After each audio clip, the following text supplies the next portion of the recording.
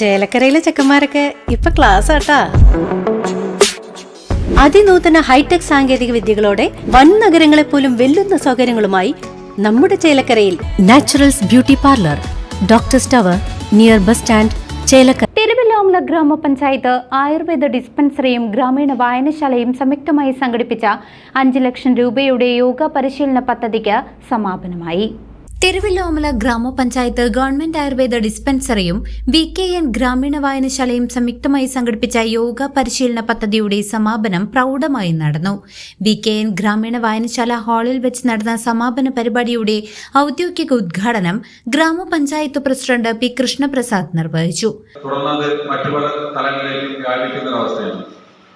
അപ്പോൾ ആരോഗ്യമുള്ളൊരു ശരീരമുണ്ടെങ്കിൽ ആരോഗ്യമുള്ളൊരു മനസ്സുണ്ടാവും. പ്രത്യേകിച്ച് നമുക്കറിയാം, സ്ത്രീകളെ സംബന്ധിച്ച് അവർ വീട്ടിലെ കാര്യങ്ങളെല്ലാം കഴിഞ്ഞ് രാവിലെ കുട്ടികളെയും അതുപോലെ ബാക്കി കുടുംബത്തിലെ കാര്യങ്ങളെല്ലാം കഴിഞ്ഞ് ജോലിക്ക് പോകേണ്ട ഒരുപാട് സ്ത്രീകൾ നമ്മുടെ സമൂഹത്തിലുണ്ട്. അപ്പോ പുരുഷന്മാരെ പോലെ തന്നെ ആരോഗ്യപരമായൊരു ജീവിതം സ്ത്രീകൾക്കും അത്യന്താപേക്ഷിതമാണ്.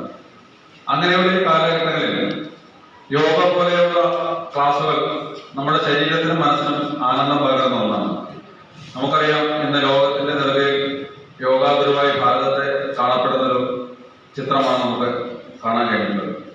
അപ്പൊ അങ്ങനെ യോഗയെ വികസിപ്പിക്കുക, അതിലൂടെ നമ്മുടെ ആരോഗ്യം വീണ്ടെടുക്കുക എന്നുള്ള ഒരു സന്ദേശവുമായിട്ടാണ് പഞ്ചായത്ത് എല്ലാ വർഷവും ഈ പദ്ധതിക്ക് രൂപം കൊടുക്കുന്നത്. അങ്ങനെ നമ്മുടെ ചുറ്റുപാടുകളിൽ നിന്നും വരുന്ന നമ്മുടെ ഏറ്റവും കൂടുതൽ നമുക്ക് ഇതിൽ പ്രായഭേദമന്യേ എല്ലാവർക്കും പങ്കെടുക്കാം, എല്ലാവരും യോഗ പരിശീലിക്കാം.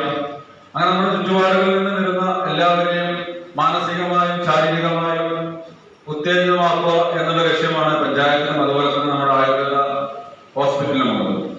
ആരോഗ്യമുള്ള ശരീരമുണ്ടെങ്കിൽ മാത്രമേ ആരോഗ്യമുള്ള മനസ്സുണ്ടാകൂ എന്ന് അദ്ദേഹം ഉദ്ഘാടന പ്രസംഗത്തിൽ അഭിപ്രായപ്പെട്ടു. ചടങ്ങിൽ ഗ്രാമപഞ്ചായത്ത് വൈസ് പ്രസിഡന്റ് ഷീല പണിക്കർ അധ്യക്ഷത വഹിച്ചു.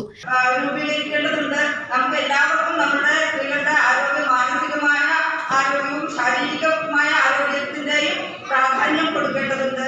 അപ്പൊ തീർച്ചയായിട്ടും കൂടുതൽ ക്ലബുകൾ രൂപീകരിച്ച് ഇപ്പൊ നിങ്ങൾ ഇവിടെ ഇരിക്കുമ്പോൾ തന്നെ എനിക്ക് സന്തോഷം തോന്നുന്നുണ്ട്. കാരണം ഏകദേശം ഒരു 40 വയസ്സിന് മുകളിലുള്ള സ്ത്രീകളാണ് ഇവിടെ അധികം ഈ ക്ലബില് വന്നിരിക്കുന്നത്. തീർച്ചയായിട്ടും അവരുടെ ആരോഗ്യം നോക്കുക എന്നുള്ളത് നമ്മുടെ പഞ്ചായത്തിന്റെ ഒരു കർത്തവ്യമാണ്.